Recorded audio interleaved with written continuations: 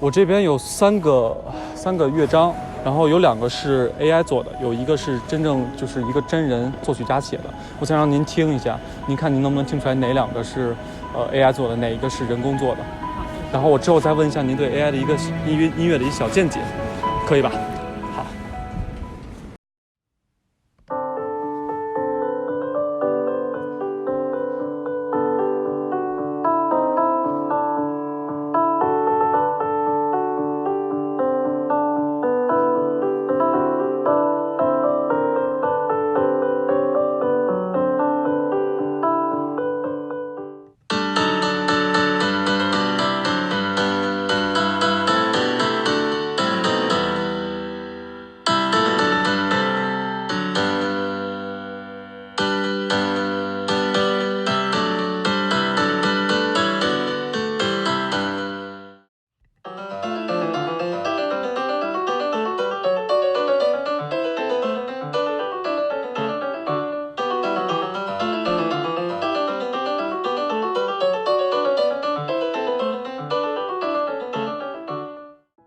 是3首乐曲听下来的话，其实是分辨不出来的。分辨不出来。对，只是会觉得前2首可能节奏比较接近，然后接近。对。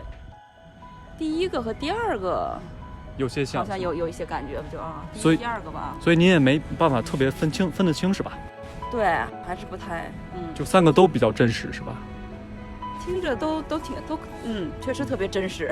那选的话真是不好选，有点OK， 那你觉得呢，小朋友？你觉得哪个？我觉得第3个。OK， 那你猜对了，恭喜你猜对了。其实第三个真的是真人写的，但是确实3个都很像，对吧？ The first one is composed by a real composer.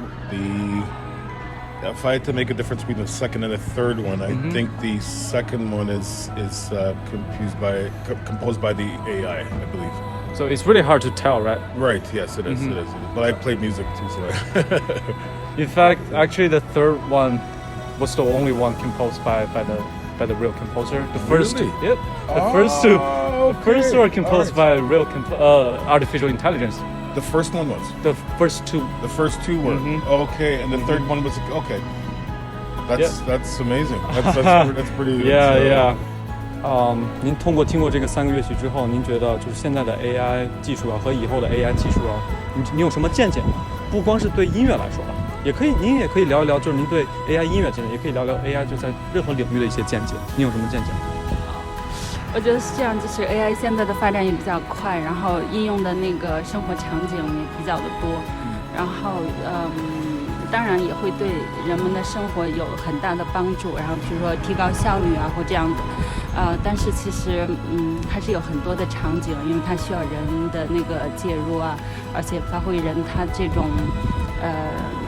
他的创造力情感对这种。现在 AI 技术太发达了很容易取代人类的，所以我觉得这个对我们以后来说，也是觉得，哎呀，就不敢想象的感觉就。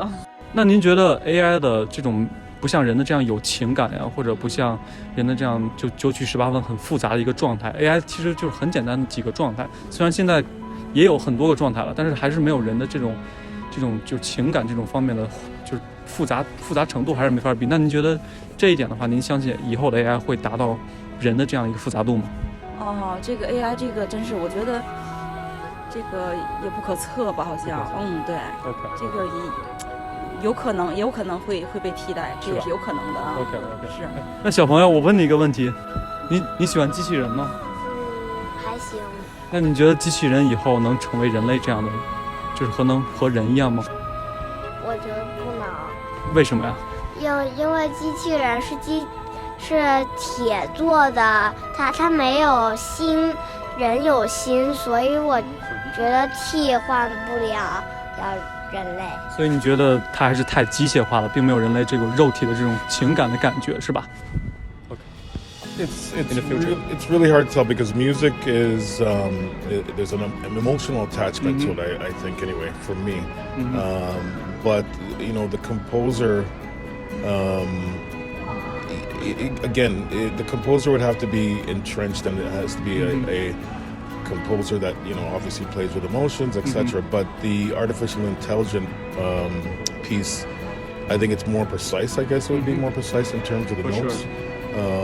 And you know, depending on your ear for music, I think you, to be able to establish the difference is huge. Because I mean, if you're used to listening to artificial pieces and being able to transform that and try to mimic it in a sense, there's a human element, I would say, that would be the difference. And again, it brings you back to the emotional side of actually playing and composing music. But I'm blown away because I really thought the first one was done by Real composer. an actual composer. But yeah, that's pretty impressive. So Scary too, I guess. yeah, so basically emotions and humanity are the key factors.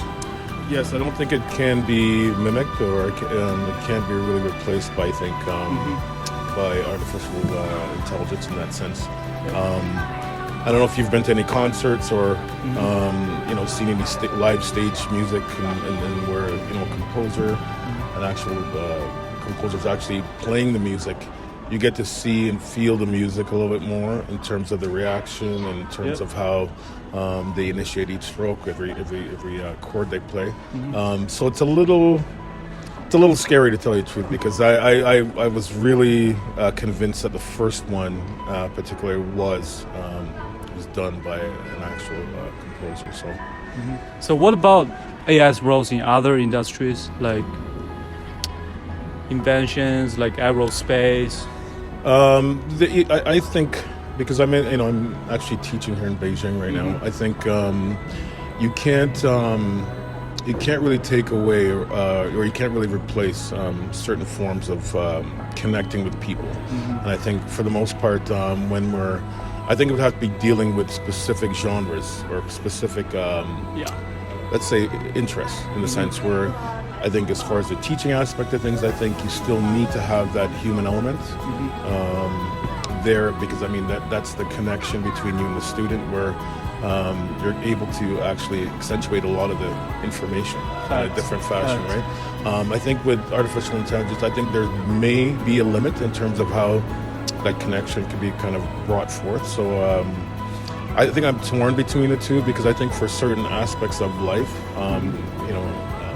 artificial intelligence would perhaps be more suitable, whereas again, the human element, connection, relationship is more, I don't know, I guess More it's like an alternative instead of replacement? Yes, it could be an alternative, or it could enhance, or it can support whatever information you're trying to convey to either the student, or if you're in the office. It limits, I think, that connection. Gotcha, right? gotcha. So That's pretty much it. Thank you very much. you're welcome. Thank you. Thank you. Hey guys, I'm back. First off, I'm super surprised that basically all the people were positive about AI's role in the future, believing in AI as a beneficial helper instead of an impediment in human jobs. Mainly because, according to them, artificial intelligence lacks human emotions and humanities. Personally, I agree with them in most part. I certainly believe human beings won't be replaced by artificial intelligence in the future.